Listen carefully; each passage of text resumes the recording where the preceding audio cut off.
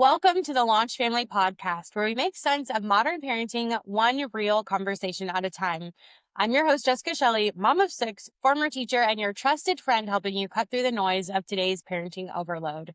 If you've ever felt like your child is constantly forgetting homework, losing track of time, or struggling with focus, you're not alone. These are signs of executive function challenges, and today's episode will help parents understand what they can do at home to build essential executive function strategies. I'm thrilled to welcome an incredible guest, Dr. Mindy Scirri, learning differences specialist and educator, founder of learnabilities.net, homeschooler, and a mother of two, and consultant and trainer for Research ILD, the organization behind the evidence-based executive function curriculum, SMARTS. Together, they're helping bring executive function strategies directly into families' homes through their newest initiative, SMARTS at Home. Mindy, welcome to the show. Thank you very much. I'm very happy to be here. Yes. Oh my gosh. Okay. Well, I know we've talked about executive functioning a little bit on some other podcast episodes too, but let's go back to the basics. So, what is executive function and why is it so foundational for kids? And when you hear executive function, a lot of people either don't know what it is or they'll think about organization or time management. Those are some big ones that people think about. We really want to kind of think of it as a broad concept of kind of conductor of an orchestra, that kind of thing, like your brain orchestra. And so Smarts and Dr. Lynn Meltzer created kind of a simplified version of executive function where we can think about 5 different areas. So we include goal setting as one of those areas, cognitive flexibility, or that ability to shift your mind and shift perspectives and things like that, thinking flexibly. Obviously, organizing and prioritizing, which is the big one. But we think about that in terms of organizing and prioritizing materials. So that's the general organization piece, organizing and prioritizing time, and also organizing and prioritizing ideas and information. And so it's all kind of together and it uses a lot of the same sort of components. We also think about working memory as a component or an area of executive function. And that would be basically somewhere between long-term and short-term memory, kind of using both, but it's what we're trying to keep in our mind when we're working on a task. So we might pull from if we pull from long-term memory, we might pull from short-term memory, and we're trying to create a solution or do whatever it is we're using working memory. And the last area is self-monitoring and self-checking. So all of that sort of monitoring our behavior, our self-regulation, checking our answers, maybe reading that email before we hit send, that type of thing. And um, the whole group of executive function areas is really based on our self-understanding, what we know about ourselves. And so we call that metacognition. And that's really kind of all encircling all of this. So it's really important that we know ourselves and know our strengths and challenges, especially in these areas. And that's how we build our strategy instructions. Incredible. Well, thank you so much for that overview too. It's helpful that there's five, and I'm like thinking of like my five fingers. So like maybe I can maybe remember some of this too as we part from this conversation. But I want to go into, what does this look like in real life? So for families that are listening in, what does executive dysfunction show up like at home? What are some of those behaviors that they might be seeing? hmm I know we think a lot about executive function in school because academic tasks really, really target a lot of these, but it happens everywhere. And we see challenges with executive function at home. It might be, where a child cannot find materials. I can't find the soccer cleats I need, and I have a soccer game right now. They might not finish tasks we ask them to do, or they might, leave parts out. Um, you might see it when you have plans to do something and plans change and the whole world explodes. If we don't have that cognitive flexibility, then that's going to be a little bit of a challenge. Um, you might see it in social situations where um, a, your child is trying to interact with someone and has difficulty seeing that other person's perspective and really being able to shift and think about those, what is that other person thinking? Why did we get to this conflict or whatever? Um, you might see with a lack of goal setting, just kind of a lack of purpose in what we're doing, every day. A child might kind of just go through the motions. You might see some of the results of the challenges. You might see some frustration, some feelings of being overwhelmed, especially if we have like a complex or multi-step task. You might see some of that emotion coming out, which can also lead to some behaviors that we might identify as, problematic. um, you might see some tasks being done where you say, we could have done this a little better, we just forgot these little simple things, or those little errors that we see. And we're going to see a lot in terms of parents looking at children. We're going to see that regulation of behavior being a problem in some cases. So how it manifests in your particular child is going to be unique, because your child may have strengths in certain areas of executive function and not in other areas. So it's really going to be a unique profile for each child. But you'll see some of these things if your child is having some difficulties in executive function. Losing some audio. Can you still hear me? Now I can hear you. Okay. Are you there? I'm there. Okay. It looks like you're frozen on my end. I'm going to go ahead and pause the recording for just a sec. Okay. Here we go. And then they'll edit everything too on the back end to like make sure it all looks how it should. But all right. Well, that was so interesting. One of the things that, I mean, I have 6 children, and so my oldest is 9, my youngest is 6 months. When do we actually start working on building this kind of executive function muscle with our kids? When do you start? Yeah, it's never too early to start with the foundation, right? So, there are some things obviously that will become more important later, right? When kids are in school, and when kids are, are going into getting a part-time job and all of that, college and things like that. But some things you can really start with early, and you can set the foundation for them. So, for example, um, you know, we all develop executive function. It's not something we have when we're like born and we just have all these, abilities in all these areas. We definitely develop them as we get older. And so some things will come with time, but we want to help and we want to give really strategies. That's the key. Not thinking of it as something we have or we don't have, but we can develop strategies for these different areas. And so we use these strategies as tools so kids can learn that, if they have a challenge, there's something that can help them. So if we start to talk about this idea of having a strategy as a tool, that's something that can be really, really helpful. And Dr. Meltzer, who's the founder of Smarts, has a kind of a framework that, if we start with self-understanding, we have this self-understanding that leads to motivation and effort and increased self-confidence, which of course is what we want for our kids. So we can start with metacognition. Helping our kids understand themselves is a really great place to start, because if they start to identify that they have strengths, and for kids who struggle, get into school and start to struggle academically, that's a super important piece, because they'll be really aware of their challenges pretty quickly. But we need to make sure they can also identify their strengths and identify exactly what those challenges are, so they don't generalize them and have that kind of decreased self-concept, because they can see themselves as having strengths and challenges, and then they can start to see these strategies as tools that can help them overcome those challenges. So you really can start at any age building those little things, modeling what you use why do I have this planner, this calendar, the things that you use as tools and strategies, and understanding and encouraging students, or kids, because these are adult superpowers. My colleague Michael Greschler says this all the time. They're adult superpowers. These are things that you're going to need forever. So the younger we start really thinking about how to support executive function in our kids, I think it's better. I love that perspective too of like As adults, we are already using tools, and then maybe even just modeling or having the conversation with our kids about how we're utilizing it, right? Like I've got a calendar open on my desk.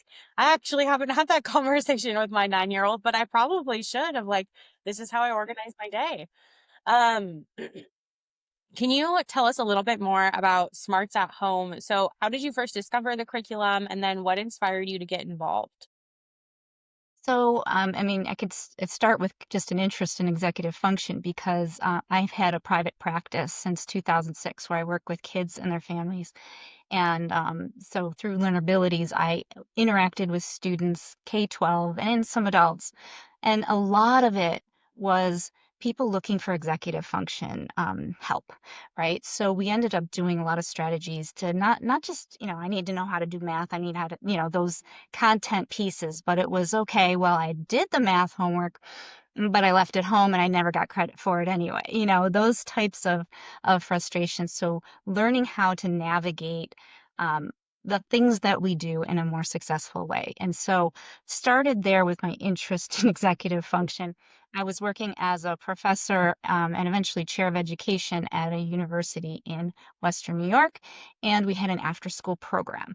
So I went to this conference through Smarts and I found out about this curriculum, and it was only for high schoolers, middle school, high school, or secondary type at that time. And I said, wow, this is really a great curriculum that Smarts is doing.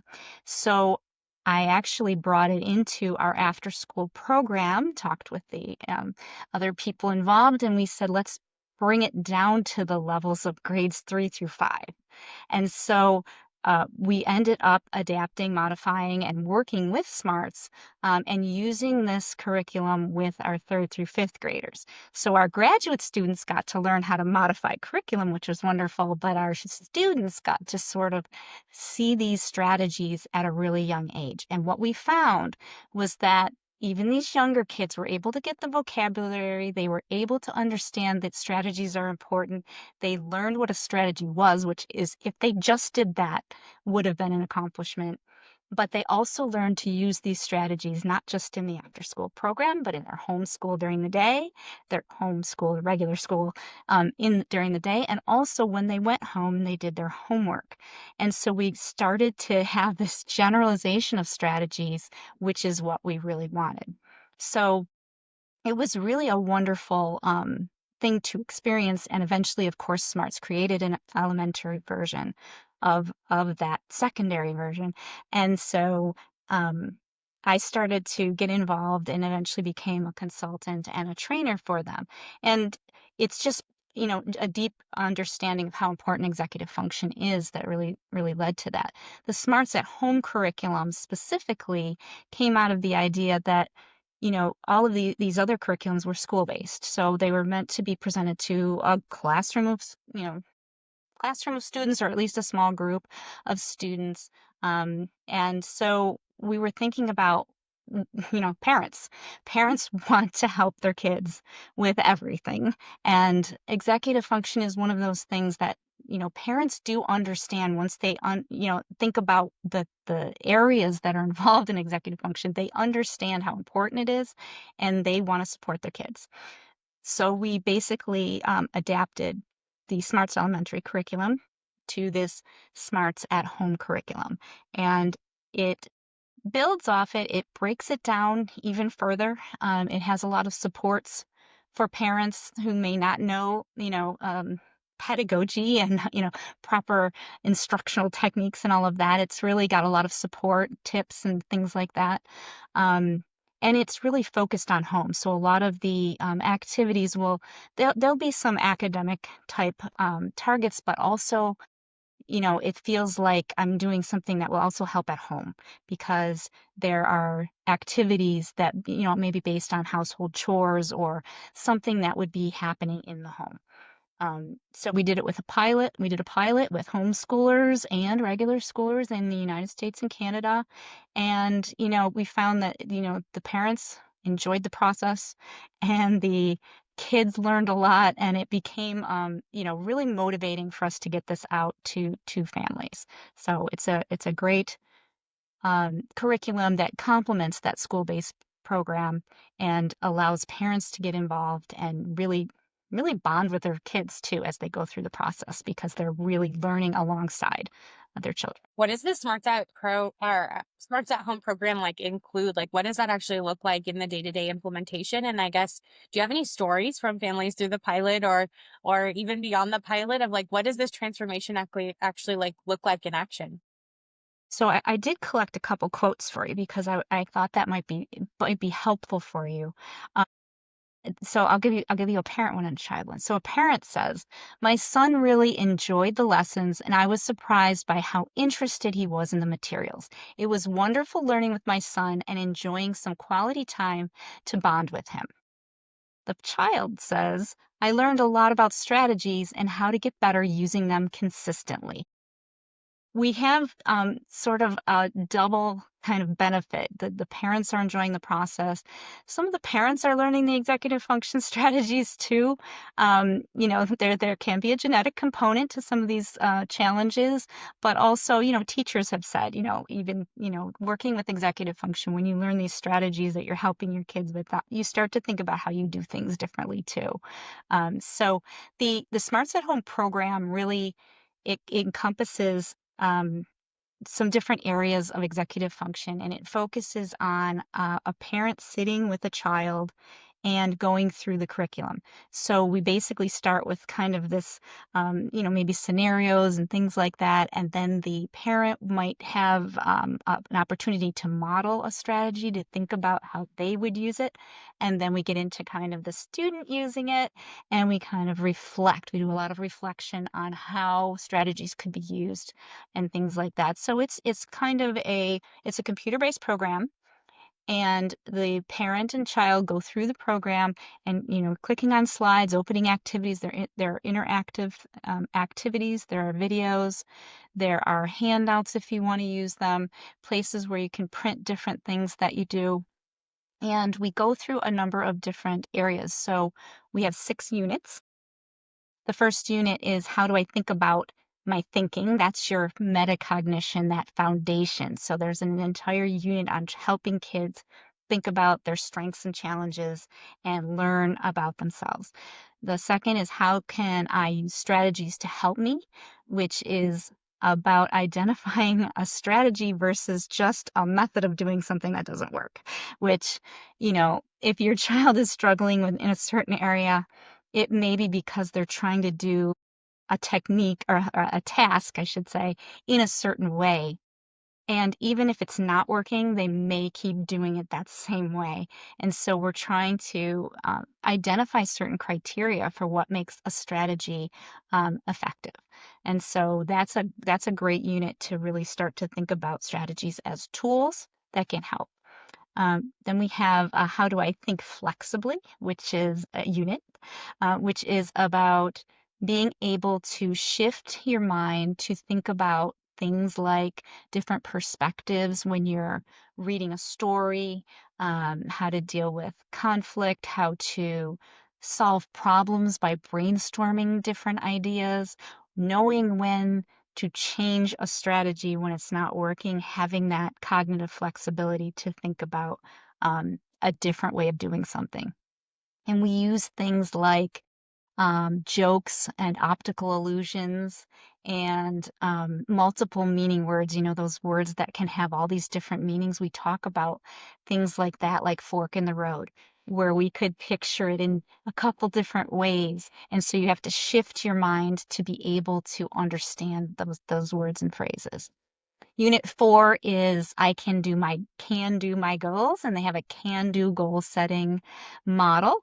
And that really helps kids really set goals that they can do because they've thought about obstacles and solutions. They have the criteria met where they're using their own knowledge of their strengths and challenges to create goals that will actually work. So that's a wonderful unit as well.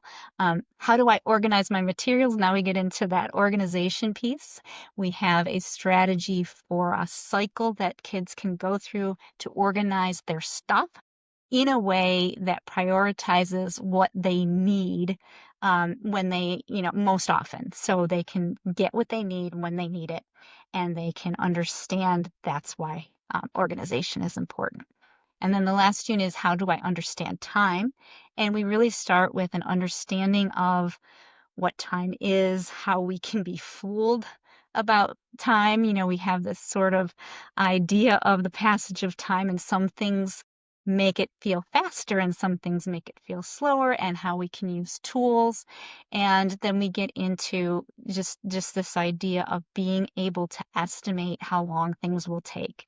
And that's very difficult for a lot of adults too, right? To say, this is going to take this long, so that we don't end up, sometimes we end up with a lot of extra time, but more often we end up rushed and feeling frustrated and overwhelmed. And so we want to avoid that.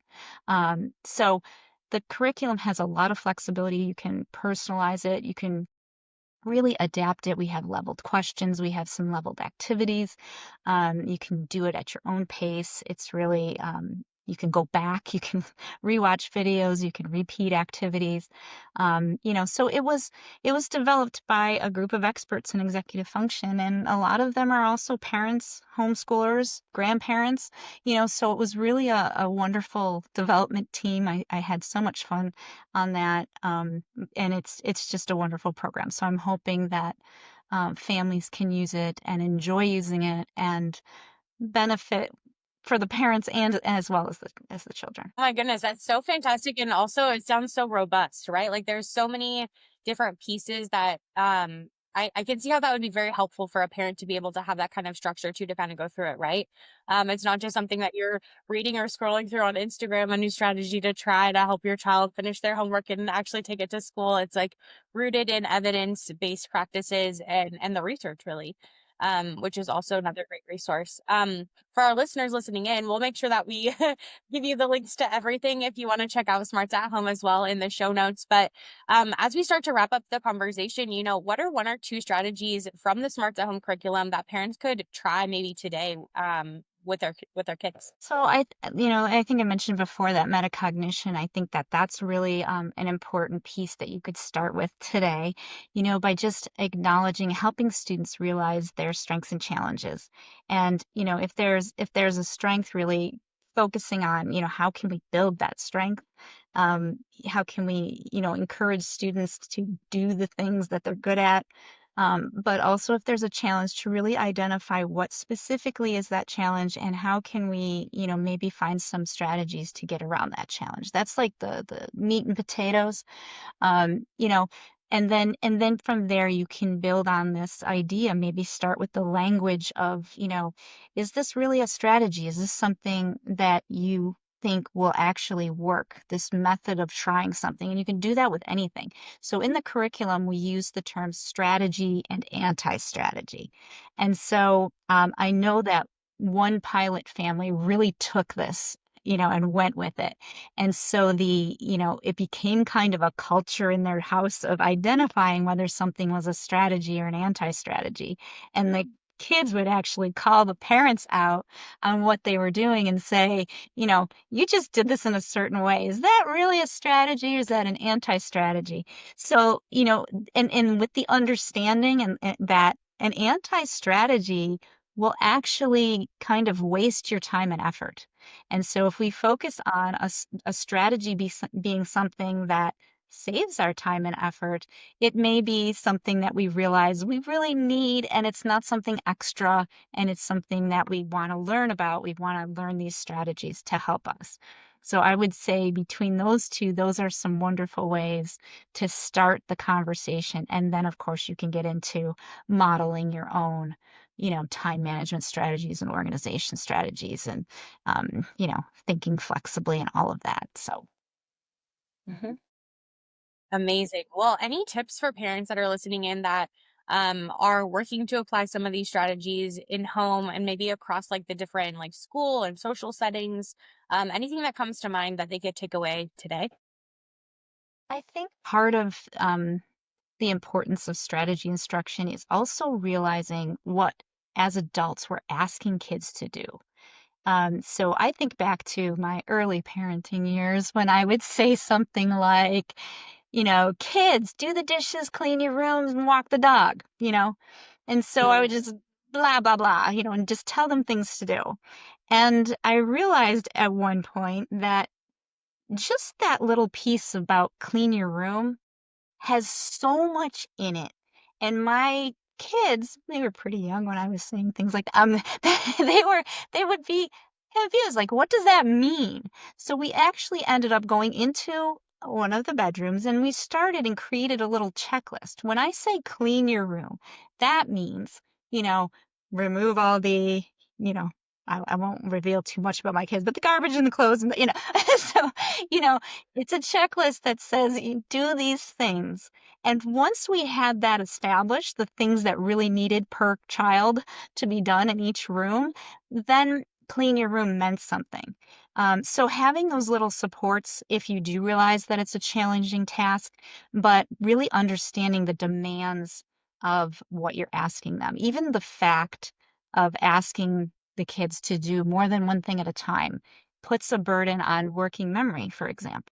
So making sure that you either write it down or have them repeat it back to you, those types of supports can really be helpful so we can avoid that feeling of frustration and overwhelmingness that can happen if there's some challenges there. I love that idea and general strategy of like breaking down those more complicated tasks, right? Like I think about that in a work context. If we're doing something for work, it's not often like, oh yeah, we're just going to send this email. It's like, oh, I need to connect with this person in order to get the information to send this email or connect with someone else. And so even just thinking about in our own context, in our own lives, if making dinner, right? Like what all goes into making dinner?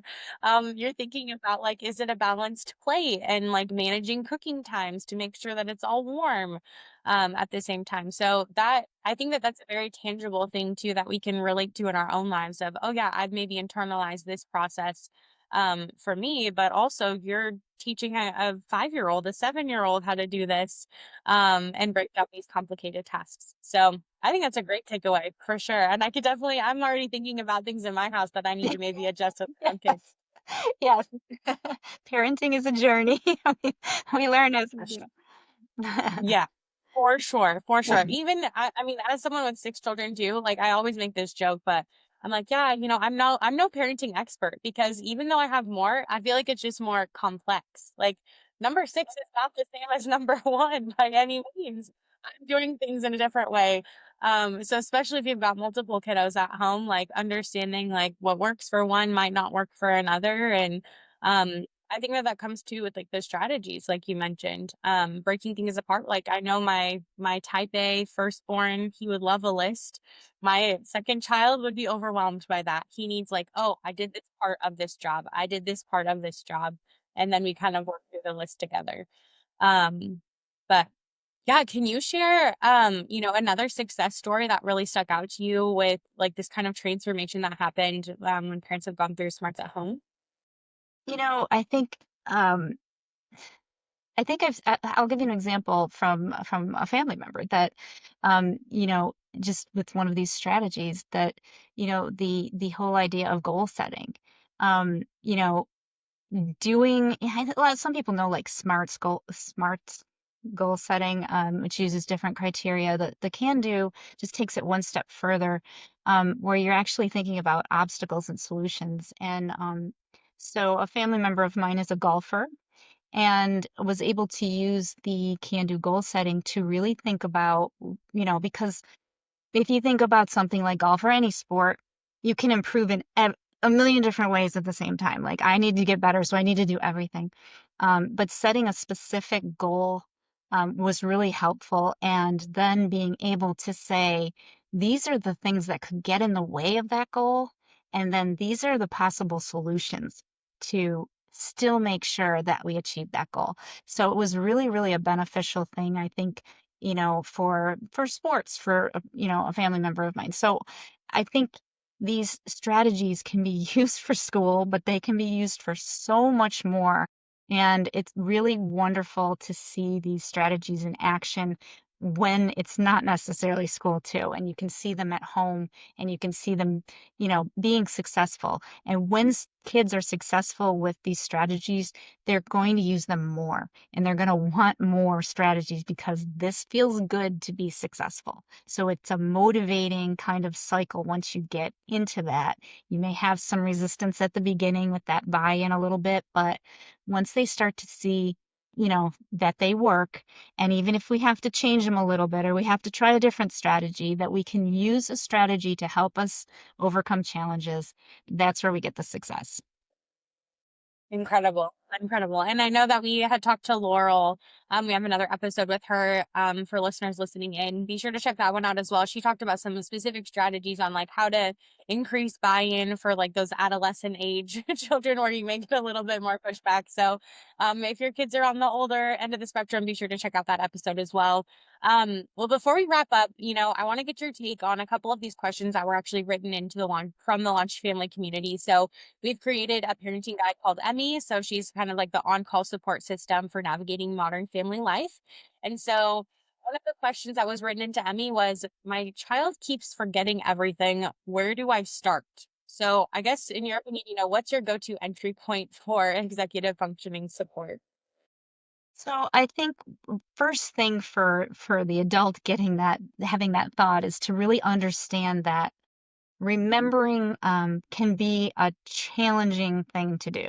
And so everyone has a little bit of a different capacity for how much can be remembered, especially that working memory that is active during a task. Some people, I'll give you an analogy. Kalyani Krishna was working for Research ILD, and she did a presentation at one of the conferences, and she described it as this working memory as a countertop, right? So think about making a meal. And if you have a really big countertop, you have a place to put your utensils and your food products and your recipes. And cooking can be fun and you enjoy and you have a lot of space and it's wonderful. If you have a smaller countertop, it starts to feel frustrating. It starts to get overwhelming when things are not where they need to be, and you may not enjoy that as much. So, part of it is understanding that, a child who may have that smaller countertop, that smaller capacity for a working memory may get frustrated and overwhelmed. So you can do that analysis of what you're asking that child to do, thinking about how to support that child in the demands that you're asking. If you can simplify them, doing that. But then creating a conversation that kind of builds ownership. Like you're not saying you need to do a new strategy because it's not working, but you're really saying, what's the expectation? The expectation is that you can be able to do this. How do we get there? And so you can kind of model what maybe you would do. You can maybe share some specific strategies like, when I get asked to do something, I might rehearse, okay, they asked me to do this and this and this. Okay, they asked me to do this and this and this. Memory cues, all those little tricks, acronyms and mnemonics and stuff. You can play around with some of those. Just using Post-its. Are a wonderful tool. We have Post-its everywhere. But technology can be used too. Like if there's something that, if your child is really into the cell phone, you can use the notes page, or you can create tasks in the phone. Those are things that you can use what your child is kind of comfortable with. So Those are some great tips too of like where to start and like even, accessible tools that we might already have around the house, like the phone or a tablet or, maybe there's a smart device or something that's in the home too that you could utilize for like the technology piece. Post-it notes, I feel like that those are all over our house too. My youngest couple, they call them stickers, and so they get to make their own like custom stickers and they put them huh? everywhere. But it's so Yeah.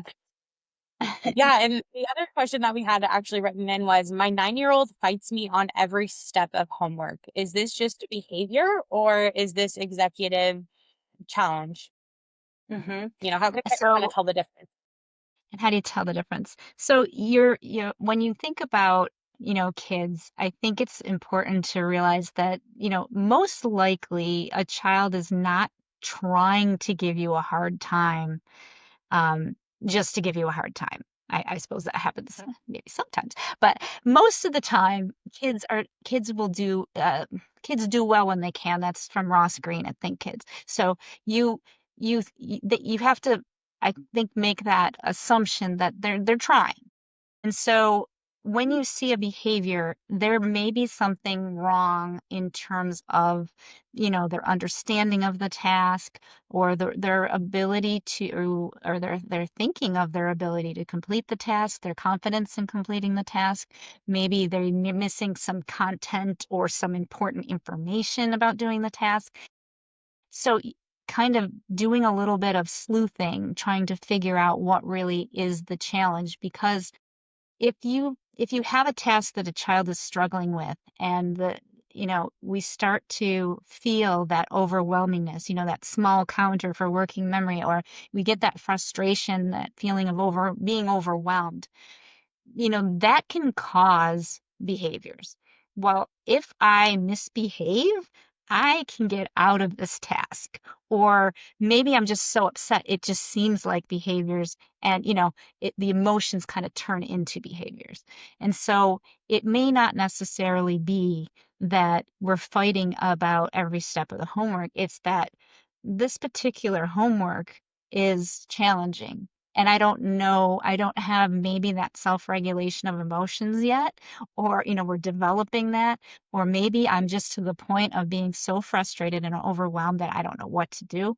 And so I think we have to at least investigate the possibility that the task, or the setting, maybe it's too um, distracting where they are. It may be the setting that, it, we have I want to talk about Dr. Corinne Smith. She talks about, learner, task, and setting as the three areas, right? So is the learner having some difficulty?